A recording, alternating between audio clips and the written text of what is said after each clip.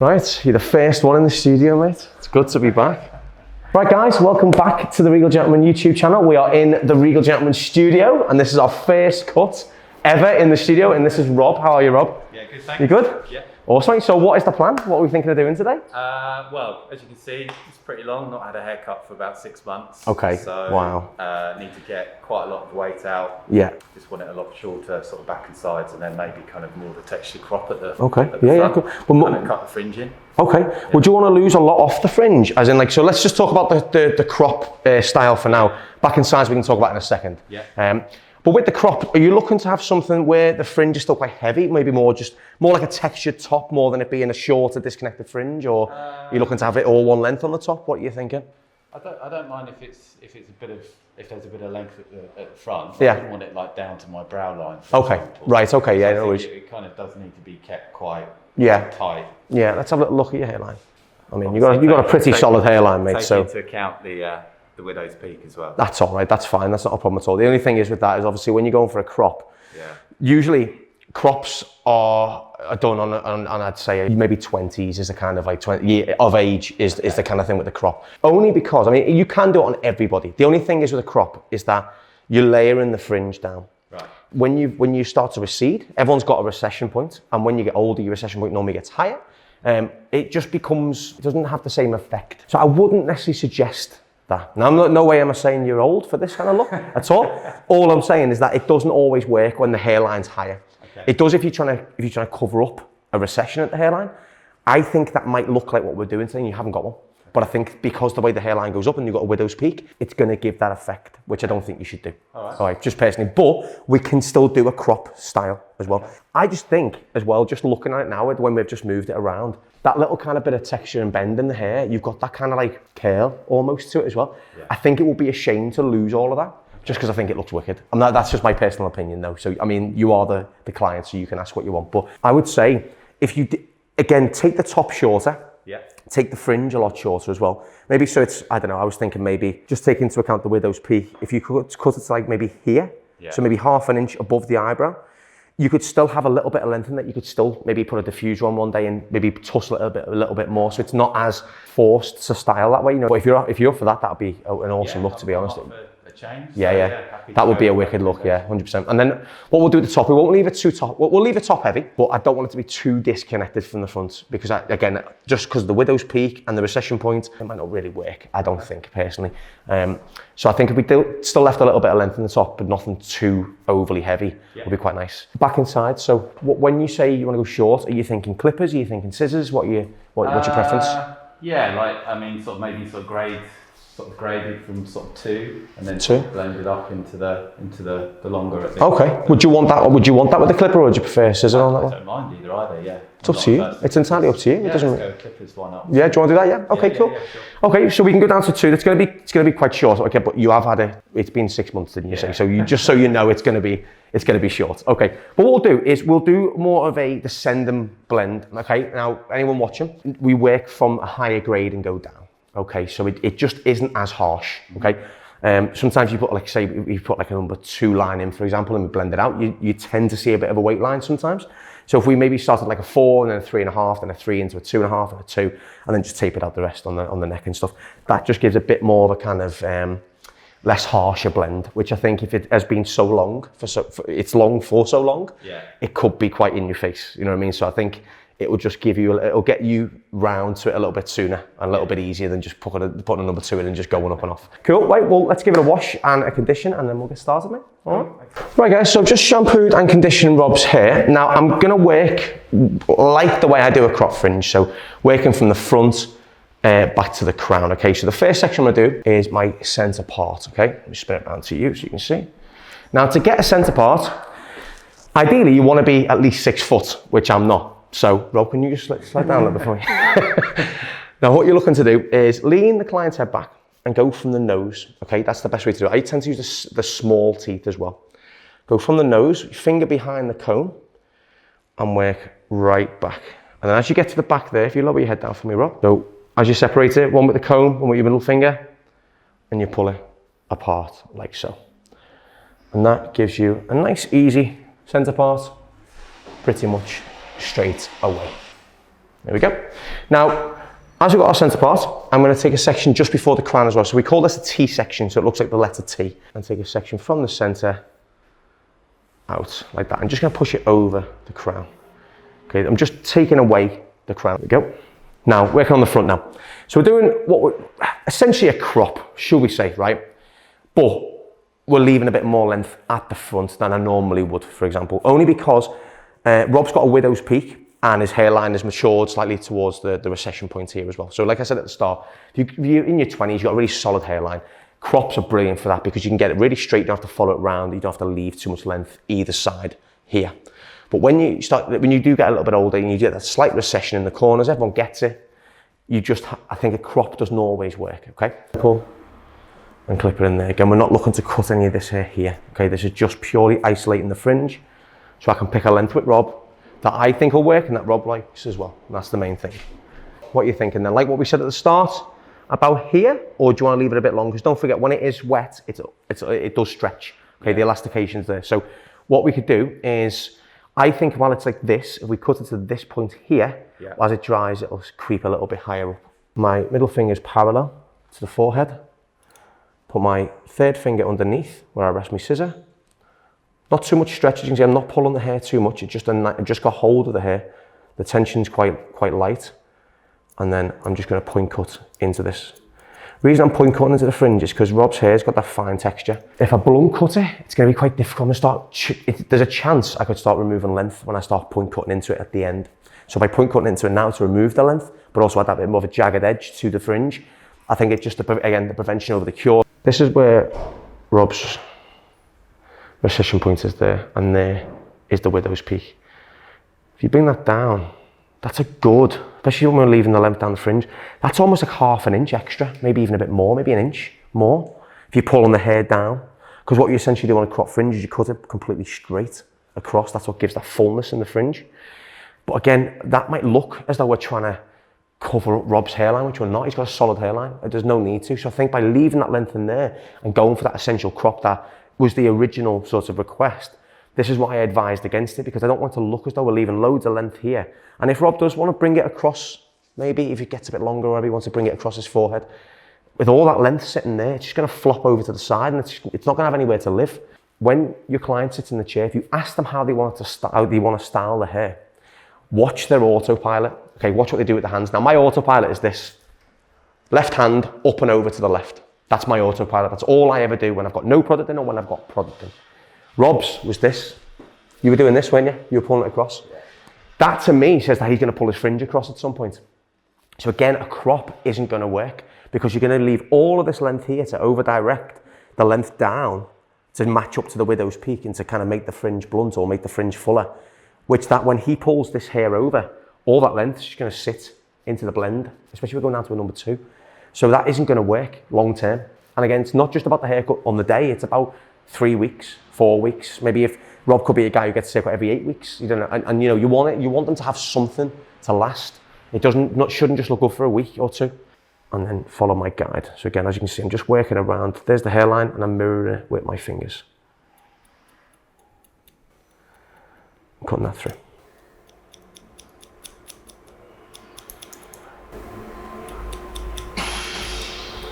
I should be pretty even both sides, but as you can see, I haven't left length longer for a reason. I've left it just to match. So as he brings it across, it's all going to blend in to itself. If he brings it this way, if he brings it that way. Now, what I'm going to do is I'm going to cut the length again. So I am starting to build up length onto the fringe, like a normal crop. But again, I'm not looking to leave any length in the corners to create that blunt, that straightness. And I will be point cutting into this fringe as well to give a bit more movement and to thin it out slightly as well. See, I'm working this around. There we go. I'm just going back over it just to make sure I've got anything, any little bit that I may have missed. Again, working to that front just to cross check. As you can see what we're getting now. I lift it up, watch the layers fall out. Okay, so we're building that weight up. There's the shorter layer at the front, then everything just starts to fall on top. Right, so I've worked up to just before Rob's apex, which is here. Okay, so one section before. So I'm gonna do is use my scissor So slide in to the hair just to break it up a little bit, okay? That's just going to add a little bit of texture to the front. Still going to give a bit of a heavier finish, but not as heavy as it would do if I didn't do this. You know what I mean? Just taking sections out, just sliding in like that. There we go, and try and alternate it if you can.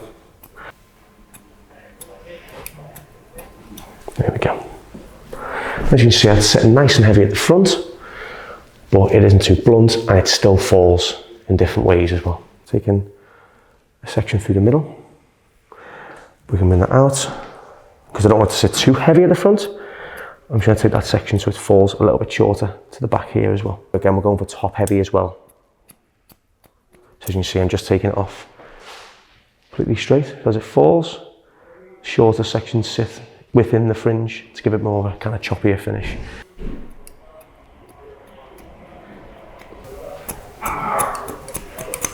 Just going to break up the fringe as well. Just a little bit of freehand as well. You see, we get a really nice finish on that fringe now. It's not bumped, sitting very textured, but I'm still leaving fringe in there for them to play around with as well. I'm going to start removing length through the top now. Now, bearing in mind, I want to keep a bit of length in the top. We still need to take a lot off because it's 6 months old as well. So I'm going to take about that much off. Okay, it's still quite a lot of length, but it'll also still balance to the fringe as well. Now, this is purely visual in length, okay? This is my interpretation of what I want to create at the end. Rob's given me free rein on that, so I'm just using my understanding of how much length I want to remove. I still want it to be top heavy, but just bearing in mind, we are going down to a number 2 in length as well, okay? A lot of guys are coming in with an awful lot of length in the hair because we've been in a 4-month lockdown in the UK. So I'm sure, I'm sure some of you are aware of that. But yeah, so I decided I got actually treated to these pair of scissors actually for Christmas. And I only used them last week, which is 4 months after I got them, which is really strange. But they are a 7-inch scissor, okay? So they are much bigger than the other ones. So starting again from the back, using this guide from the left-hand side. Now I'll have a guide as well from behind now. So I'll pull that back. There's my guide. And you'll see, not much to come off at all when you get to the front. There we go. Cool. I'll do it from the front to the back as well. Okay, so I'm combing all this over, and I'm picking this up. Now I'm cutting it from the recession point, okay? So I'm over directing everything to the recession point. I'm gonna cut that straight, completely parallel to the other side, because this is the point where I'm gonna start working on my clipper work, okay? So this is gonna be my guide for the clipper work, but I'm also graduating it into the top sections too. Look at this, nice and blunt, purely because this is about structure now.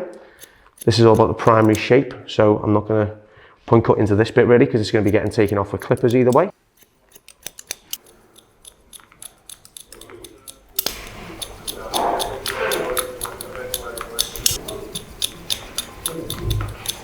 So again, I'm point cutting this just to give a nice textured finish. And this is going to be my guide for the clipper work now. There we go. There's my guide again. Same as the other side for the clipper work. So what I'm going to do is I'm going to comb it over to one side, like so. My finger in place, comb it across or diagonally, like so. And then just with the corner holding the razor like a pen, just gonna slide into my finger.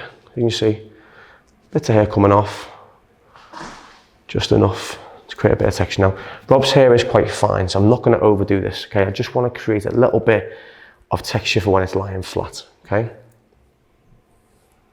Again, the sections can be slightly messy. Doesn't have to be a perfect section for this. We're working into that fringe as well to really break it up. Across, middle finger in, and then come it from the section and grab it between your fingers. And then just work to your finger. And add that little bit of texture into it as well. So my finger starts, say, halfway through, should we say. I'll do slice, slice, slice, slice. Fingers come a bit lower down. Slice, slice, slice. Alternate the direction.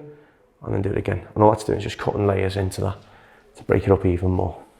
When you're doing it at normal speed, sliding it in and just moving it around. And all that does, it just breaks up the fringe.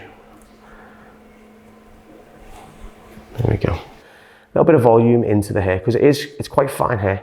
I just want that to give it a little bit of oomph to it, you know, give it a little bit of fullness to it. Especially if you're going to use a powder or something, this will really help with the thickness as well. High heat and a medium speed. I'm just going to finger dry this. I haven't put anything into the hair yet. I want this to be very low maintenance, so I'm just going to dry it off. This is something that Rob could leave to dry naturally. That's the aim. And just put a little bit of something in, maybe it's a little bit towel dried or whatever else. And I'm just combing the fringe over with my fingers like that, with a bit of heat behind it. And then I'm going to do it the other way as well. Because I want this to fall very naturally in direction really. There we go.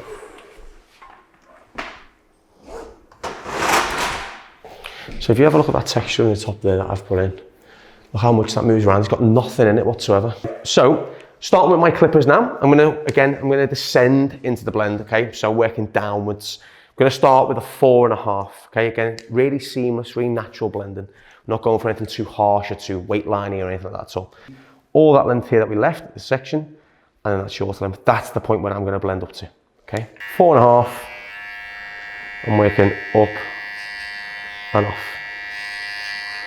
What this will do, it gives us a good reference on where we need to start our squareness as well. By working up into that, it's going to create a nice lean finish to Rob's face shape as well. Of the guard, I'm going to drop it down a touch at the back as well. Corner, working up and off. Then we're on a 4.5 here. Working up and off, like so. So now I'm just going to work up and off now, just to perfect that. Now we can start to descend through the guard now. So lever to closed, I'm working up and off and just pulling away just before our point of blending there.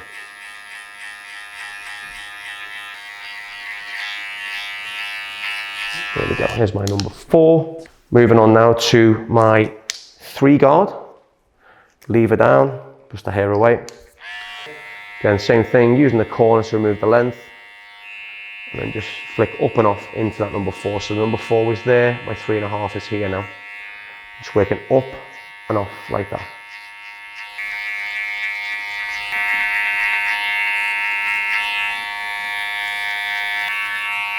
There we go, now up to the 3. Again, working up and off to the 3.5, so pulling away to where the 3.5 started. Now, the very nape of the neck, you're just starting to see scalp exposure just right there, where there's a little bit of a bump, and just here. So I think descending has definitely proved me right here, because I wanted to make sure there was no scalp or very little scalp exposure, and the only scalp exposure you're going to see is around the nape. Number 2 now, lever down.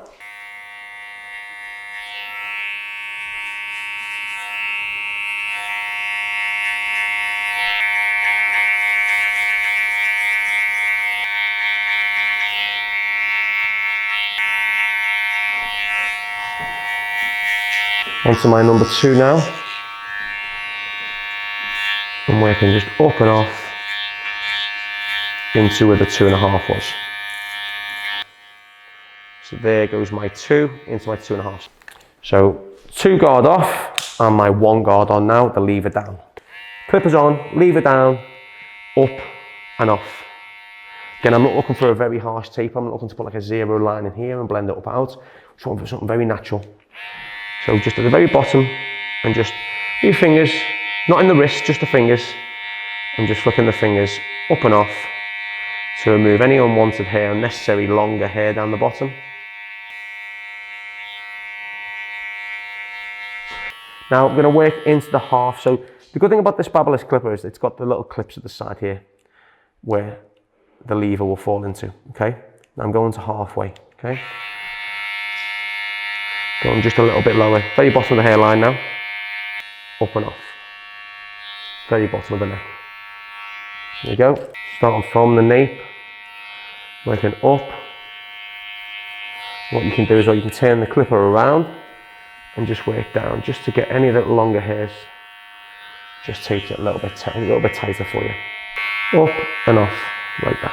And there's a nice natural taper. Back onto my number 2 now. I'm going to work around the ears now. Pull the mask away. And I'm just finished off with my number 2 on the very bottom, just to match into the back. Working it around the ear with that longer hair.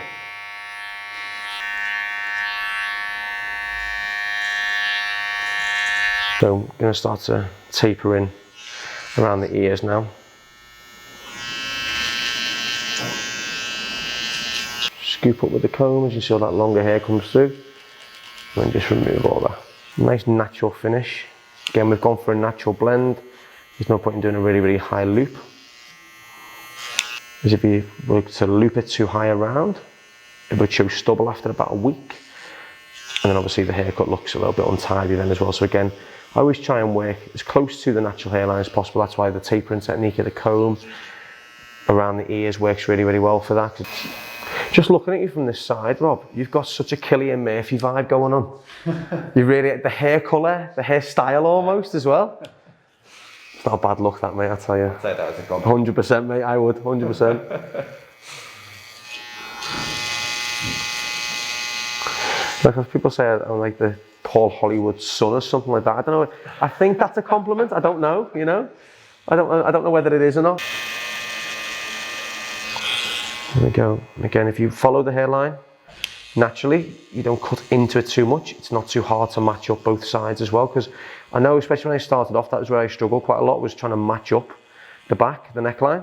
I'd always find one side went in too much, and again, it was because I was cutting into the hairline too much. So if you look at that, I just followed the hairline. I've literally just strengthened it up. And if you look from the back, it's perfectly even both sides. It matches him perfectly both sides. Moving back on to our blending in now. So I'm going to blend in with clipper over comb. Okay, up and off. There's the guide coming through the top. So not much should come off, but as we gradually get lower down towards the clipper work, you press the comb slightly closer to the head, and before you know it, nothing else comes off and you've got a nice blend. Again, this is all combed out from the crown as well, remember, so we're cutting it naturally into the crown growth.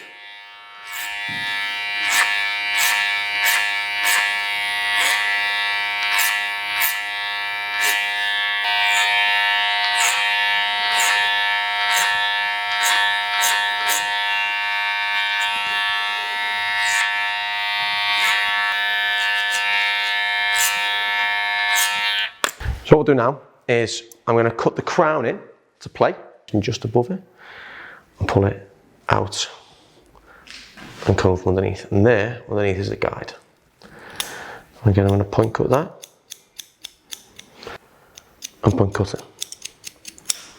Straight out, completely parallel. I'm just going to pick this up through my fingers. I'm just going to cut into this because there's quite a lot of weight on that left-hand side there. And just starting from the left-hand side to the right-hand side, I'm going to cut it in. And it just layers it nicely into that side there. Now what we can do is, now the crown is sitting flat, I can see this now, and this is what I do on a lot of the crop videos. I cut the crown into play. So I know, taking this section off here, the way Rob's crown falls nicely and it's not going to spike up, I can get away with taking length off. And just removing a bit more length of the crown.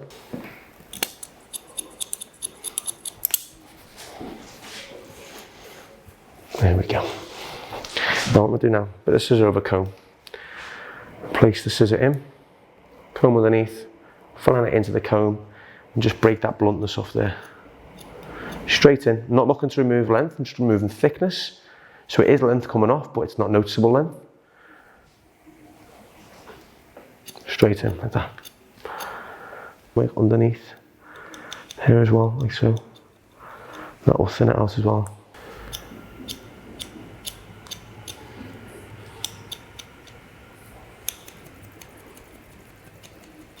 So make sure it's all cut in, make sure it looks nice and full, but it still matches the hairline.